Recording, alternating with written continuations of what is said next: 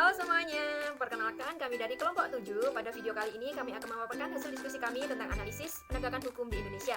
Adapun anggota dari kelompok 7 antara lain Saya, Eva Yanti Juliana Putri dengan NIM 2009 1030 2001. Saya Ines Kristi Marmata dengan NIM 2009 1030 2155. Saya Mita Indriani dengan NIM 2009 1030 2101. Saya, Nailu Amalia, NIM 21021010495. Saya, Rahma Saidah Nurfadila SJ dengan NIM 2108031040055.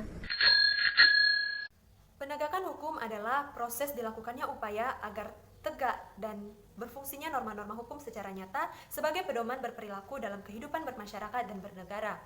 Kita semua tahu bahwa negara Indonesia merupakan negara hukum, sehingga seharusnya proses penegakan hukum yang ada di Indonesia itu bisa berjalan dengan baik dan adil.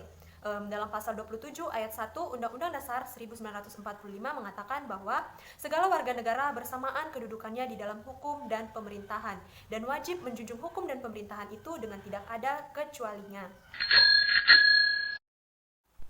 Lalu yang menjadi pertanyaan, apakah penegakan hukum di Indonesia sudah cukup adil?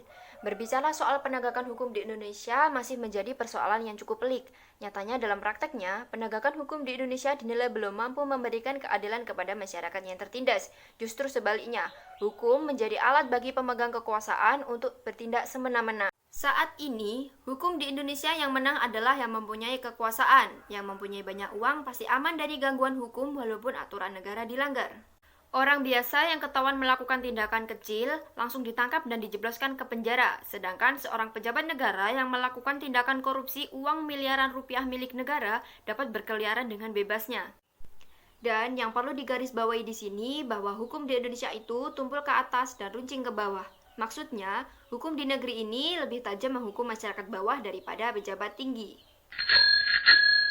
Seperti halnya dalam kasus korupsi bansos oleh Menteri Sosial yakni Juliari Batubara, yang mana Juliari Batubara meminta fee sebesar 10.000 dari setiap paket sembako bantuan sosial untuk masyarakat yang terdampak pandemi dengan bantuan para vendor.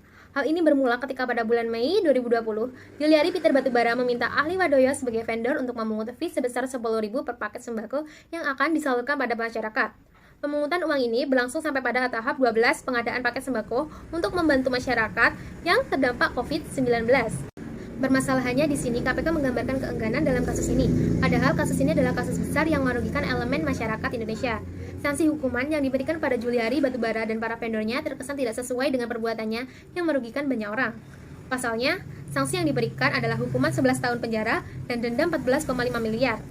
Besaran uang ini jauh dari kata memuaskan karena besaran tersebut kurang dari 50% dari total nilai suap yang diterima oleh Juliari Batubara. Lalu kita bandingkan dengan kasus seorang nenek yang mencuri singkong karena kelaparan yang mana dijatuhi hukuman 2,5 tahun penjara. Rasanya tidak adil melihat kasus seorang koruptor yang menggerogoti uang negara sampai puluhan miliar rupiah tapi hanya dihukum 11 tahun penjara dan denda yang kurang dari 50% hasil suapnya.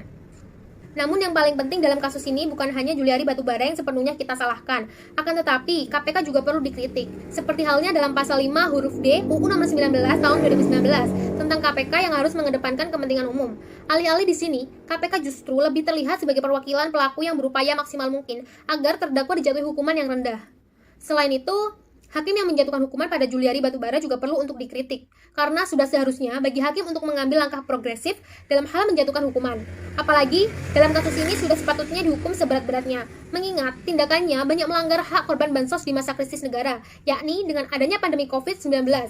Gambaran dua kasus ini adalah sebuah representasi krisis sosial yang menimpa penegak hukum yang ada di negeri ini. Dan bahkan implementasi dari adanya pasal 27 UUD 1945 malah menjadi sebuah aturan tertulis yang tidak dijalankan sebagaimana mestinya. Lalu, apakah yang menjadi permasalahan utama penegakan hukum di Indonesia? Mengapa hal itu bisa terjadi? Adapun yang menjadi masalah utama dalam penegakan hukum di Indonesia yaitu bukan dari sistem hukum yang tersebut, melainkan dari kualitas manusia sebagai penegak hukum. Penegak hukum di sini seperti polisi, hakim, jaksa, advokat, dan judicial corruption yang sudah mendarah daging sehingga sulit untuk diberantas. Adanya judicial corruption menyulitkan penegakan hukum di Indonesia karena para penegak hukum yang seharusnya menegakkan hukum malah terlibat dalam praktik korupsi sehingga sulit untuk terciptanya pemerintahan yang baik atau good governing. Selain itu, masalah utama penegakan hukum di Indonesia yakni lemahnya mentalitas para aparat penegak hukum. Hal ini dikarenakan kurangnya pemahaman terhadap agama, ekonomi, dan proses rekrutmen yang tidak transparan. Tidak hanya itu, yang menjadi sorotan utama masalah penegakan hukum di Indonesia yaitu kegagalan para penegak hukum dalam menegakkan hukum. Dan hal ini dapat terlihat dari ketidakmampuan dari aparat itu sendiri. Ketidakmampuan disebabkan oleh kurangnya profesionalisme para aparat penegak hukum, sedangkan ketidakmauan berkaitan dengan KKN yang dilakukan oleh aparat hukum yang sudah menjadi rahasia umum. Lepas dari lemahnya aparat penegak hukum, yang menjadi masalah utamanya adalah ketidakpercayaan masyarakat terhadap hukum.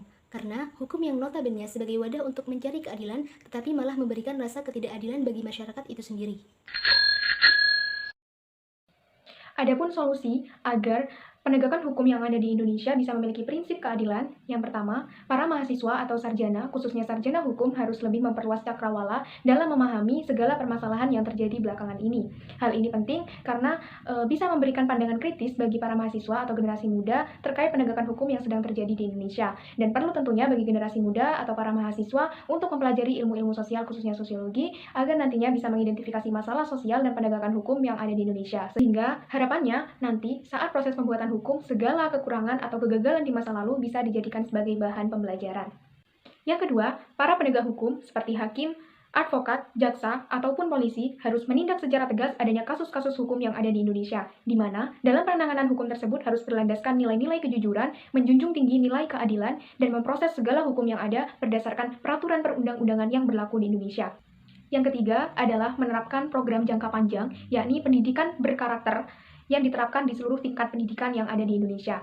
Pendidikan berkarakter ini perlu karena dapat membentuk mental anak bangsa untuk memiliki karakter yang jauh lebih baik, yang mana dalam membentuk karakter itu sendiri tidak semudah membalikan telapak tangan, sehingga perlu dilakukan mulai dari saat ini. Pendidikan berkarakter itu sendiri memiliki implikasi yang positif terhadap calon penegak hukum nantinya, karena telah dibekali pembangunan karakter yang akan melahirkan manusia Indonesia yang unggul. Demikian pemaparan video dari kelompok 7, semoga bermanfaat. Kurang lebihnya kami mohon maaf. Sekian, terima kasih.